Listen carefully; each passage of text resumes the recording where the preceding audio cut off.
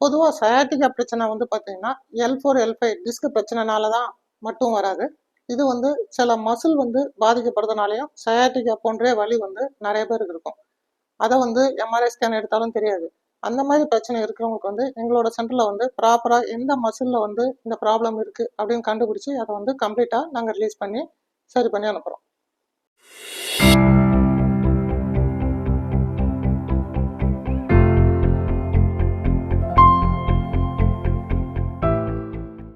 Hello everyone, நான் Yesudas, physiotherapist, Tiruvannamalai.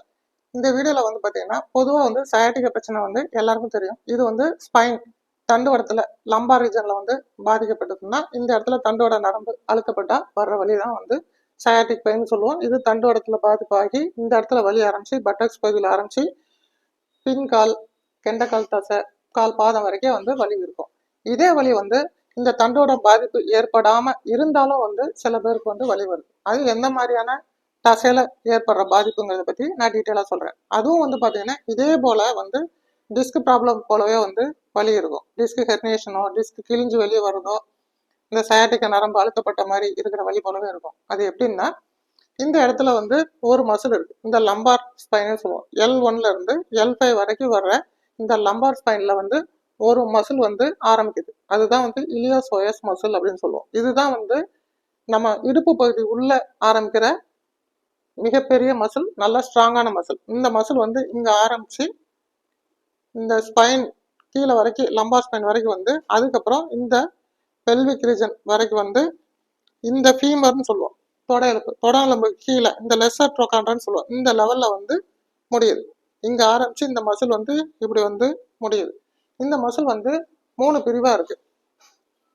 சோயாஸ் major, சோயாஸ் minor, அதுக்கப்புறம் iliacus அப்படிங்கிற 3 தசை பகுதியை சேர்ந்தது தான் வந்து இந்த மசில்.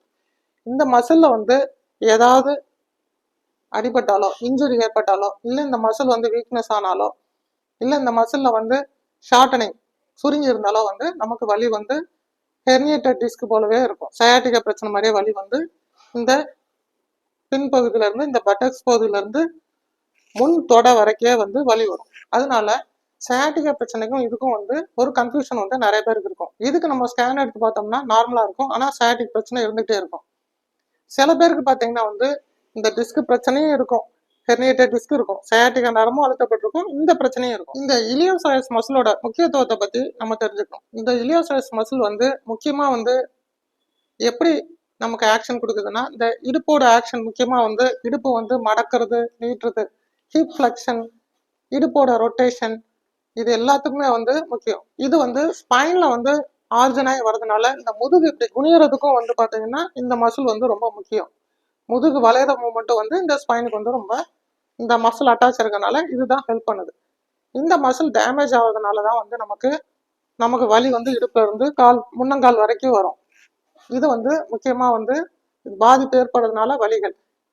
இது வந்து முக்கியமா பாதிப்பு எதனால வரும்னு கேட்டீங்கன்னா, சில இன்ஜுரி கீழே விழுந்து இந்த இடத்துல அடிபடுறதுனால இந்த இலியாக்கஸ் மசில் டேமேஜ் ஆகுறதுனால வரும்.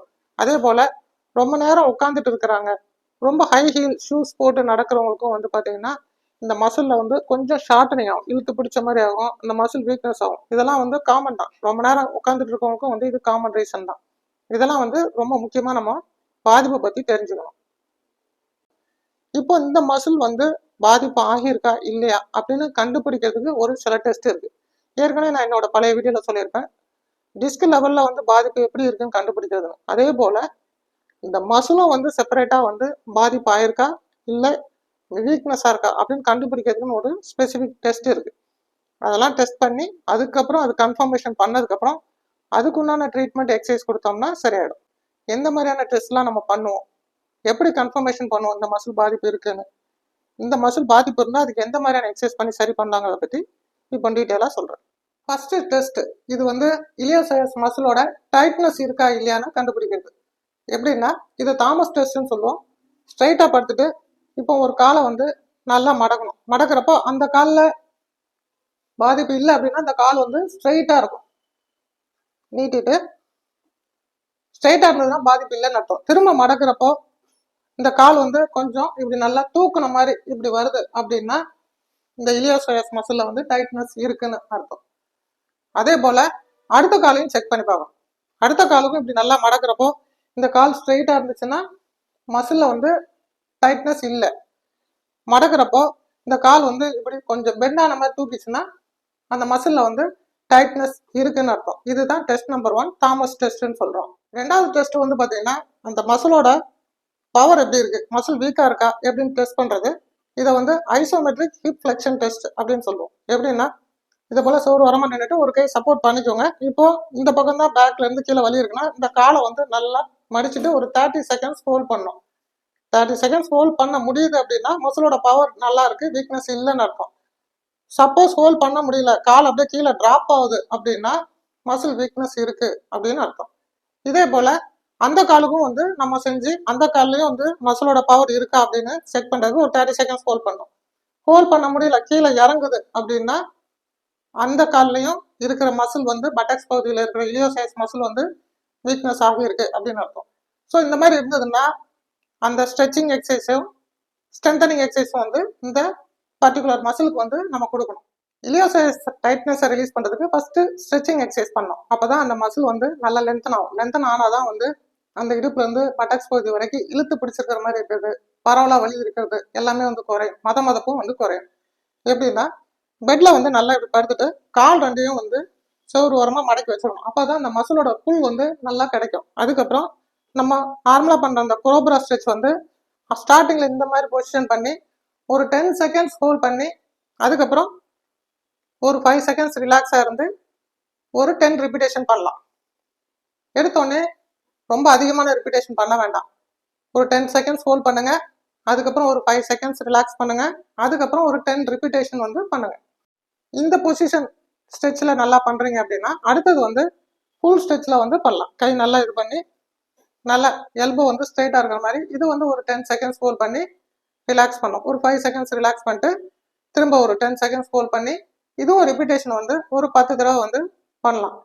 அதுக்கு அடுத்தது இதுவுமே நல்லா பண்ணுறீங்க அப்படின்னா இப்போ எந்த பகுதியில் வலி இருந்து பட்டக்ஸ் வரைக்கும் இருக்கோ அந்த கால் தான் இப்படி மடைச்சிட்டு அந்த ஃபுட் வந்து நல்லா சவுரில் சப்போர்ட் பண்ணுற மாதிரி வைக்கணும். வச்சுட்டு அதே ஸ்ட்ரெச் வந்து கோப்ரா ஸ்ட்ரெச் பண்ணணும். இப்போ வந்து டபுள் எஃபெக்ட் நல்லா கிடைக்கும், ஸ்ட்ரெச்சிங் எஃபெக்ட் அந்த இடத்துல.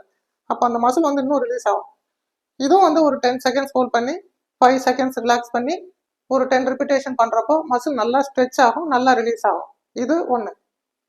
ரெண்டாவது ஸ்ட்ரெச்சிங் வந்து முட்டி போட்ட மாதிரி ஃப்ளோரில் உட்காந்துட்டு இப்போ இந்த கால் தான் வந்து வலி இருக்கிற பகுதி, இந்த பட்டக்ஸ்ல தான் வலி இருக்குன்னா இதை வந்து முட்டி போட்டுக்கணும். இந்த காலை வந்து கொஞ்சம் ஃப்ரண்ட்ல நீட்டிட்டு இடுப்பை வந்து நல்லா புஷ் பண்ணணும். புஷ் பண்ணப்போ நல்லா அந்த ஸ்ட்ரெச் ஃபீல் வரும். இந்த இடத்துல நல்லா ஸ்ட்ரெச் ஃபீல் ஆகும். இதுவும் வந்து ஒரு 5 செகண்ட்ஸ் ஹோல்ட் பண்ணி ரிலாக்ஸ் பண்ணணும். அதே போல் நல்லா புஷ் பண்ணி செய்யணும்.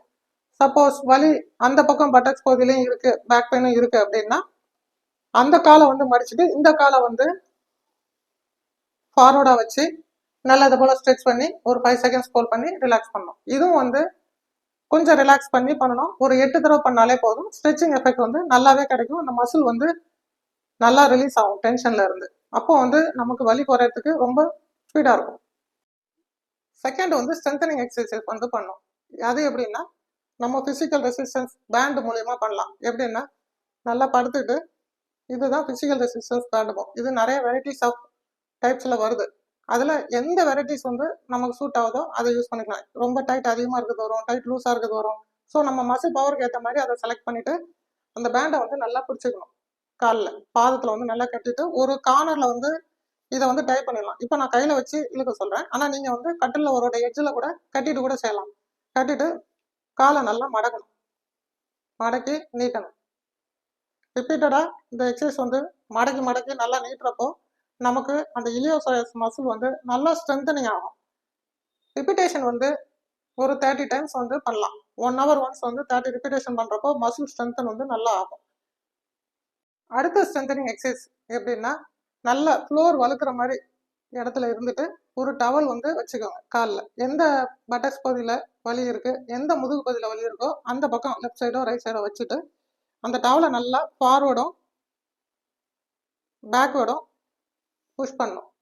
நல்லா ஃபார்வர்டும் பேக்வேர்டும் லஞ்சஸ் பண்ணுற மாதிரி நல்லா செய்யணும். இதுவும் ரிப்பீட்டேஷனாக வந்து ஒரு 30 டைம்ஸ் பண்ணுறப்போ நல்ல அந்த மசில் நல்லா ஸ்ட்ரென்தன் ஆகும். இலியோசைஸ் மசில் ஸ்ட்ரென்தன் ஆக ஆக நமக்கு வீக்னஸ் குறையிறப்போ மசிலோட பவர் கூடும். பவர் கூடுறதுனால நிச்சயமாக வந்து வலி குறையும். இந்த எக்ஸசைஸ்லாம் செய்து பாருங்கள். என்னோட கமெண்ட் செக்ஷனில் வந்து ஆட் பண்ணுங்கள். அதே போல் நான் சொன்ன டெஸ்ட்லாம் வந்து செய்து பாருங்கள். இதில் பாசிட்டிவ் இருந்தது, உங்களுக்கு மசில் வீக்னஸோ இல்லை மசில் ஸ்டிஃப்னஸோ இருந்ததுன்னா என்னோட கமெண்ட் செக்ஷனில் வந்து உங்களோட இது அனுப்புங்க. அதே போல் உங்களோட டவுட்ஸ் எதுவாக இருந்தாலும் எனக்கு கால் பண்ணி. இந்த வீடியோவில் நான் சொன்னது போல் இந்த செப்பரேட் இலியோசோயஸ் மசிலோட டெஸ்ட் வந்து நீங்கள் செக் பண்ணி பாருங்கள். சப்போஸ் உங்களுக்கு அந்த மசிலில் வந்து பாதிப்பு இருந்ததுன்னா, நான் சொன்ன டெஸ்ட் வந்து உங்களுக்கு பாசிட்டிவாக இருந்துச்சுன்னா என்னோட கமெண்ட் செக்ஷனில் வந்து நீங்கள் போடுங்க. உங்களுக்கு டவுட்ஸ் எதுவும் இருந்தாலும் கேளுங்க. சப்போஸ் பாதிப்பு இருக்குது அப்படின்னா இந்த எக்ஸசைஸ்லாம் செய்யுங்க. நிச்சயமாக இதுலேருந்து உங்களுக்கு ரிலீஸ் கிடைக்கும். ஸ்பைனல் ப்ராப்ளமும் அசோசியேட்டடாக வந்து ப்ராப்ளம் இருந்து இந்த மசில் ரிலேட்டடாக ப்ராப்ளம் இருந்ததுன்னா அதுக்கு நாங்கள் வந்து எங்களோட சென்டரில் வந்து ஸ்பெசிஃபிக்கான ட்ரீட்மெண்ட்ஸ் கொடுத்து ஸ்பைனல் ப்ராப்ளத்தையும் ரிலீஸ் பண்ணி இந்த மசில் ப்ராப்ளத்தையும் நாங்கள் ரிலீஸ் பண்ணி அதுக்கப்புறம் வந்து சில எக்ஸசைஸ் ப்ரோட்டோகால்ஸ்லாம் சொல்லுவோம். இந்த ப்ராப்ளம் வந்து நாள்பட்ட வழியாக உங்களுக்கு இருக்குது. எம்ஆர்ஐ ஸ்கேனில் உங்களுக்கு நார்மலாக இருக்கலாம், இல்லை எம்ஆர்ஐ ஸ்கேனில் பாதிப்பு இருந்தும் வந்து உங்களுக்கு ரொம்ப நாளாக வலி இருக்குது, எந்த ட்ரீட்மெண்ட்ஸ் எடுத்தும் குறையலை அப்படிங்கிற பட்சத்தில் உங்களுக்கு ஆப்ரேஷன் தான் தீர்வு அப்படின்னு சொல்லப்பட்டிருந்தாலும் எங்களோட கான்டாக்ட் நம்பர் இதுதான், இதனோட வாட்ஸ்அப் நம்பரும் இதுதான். இதில் உங்களோட ரிப்போர்ட்ஸ்லாம் அனுப்புங்க, உங்களோட டவுட்ஸ்லாம் கேளுங்க. எங்களோட சென்டரில் வந்து இதுக்குன்னு சொல்லி ஸ்பெசிஃபிக் ஃபிசியோதெரப்பி ட்ரீட்மெண்ட்ஸ் மூலயமா கம்ப்ளீட்டாக வந்து நாங்கள் பெயினை குறைக்கிறதுக்கு உங்களுக்கு ஏற்பாடு பண்ணுறோம். தேங்க்யூ.